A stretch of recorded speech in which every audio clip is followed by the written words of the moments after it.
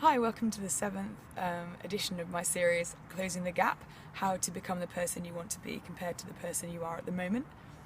This time I want to talk about the difference between being an ENFP and an istj, which is the opposite. A lot of the time I find that the reason that I like Myers-Briggs is because it helps you understand the difference between how you think and other people think, so you can kind of get along with people better and have more of an understanding about where people are coming from, because we're not all the same. So with that in mind, I kind of wanted to talk a little bit about the main differences between an ISTJ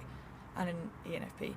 An ENFP, obviously, they're always looking for new ideas and always wanting to kind of care about how people feel and searching for new information and want to be spontaneous and very extroverted, like being around people, kind of like want to do the fun thing, like what's going to be the best way of doing it, a new idea, and kind of thinking outside the box. Whereas an ISTJ kind of would like to look at the details of something, maybe prefer to work alone, and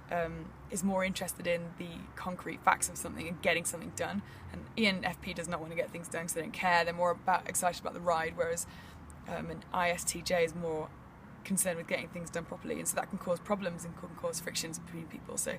if you're in a team with someone at work or at school who is the opposite of you, and you kind of suspect they might be an ISTJ, the right thing you can do is kind of give them the respect they deserve, I suppose, in order to do the tasks they want to get done, and allowing them to have their own personal space and work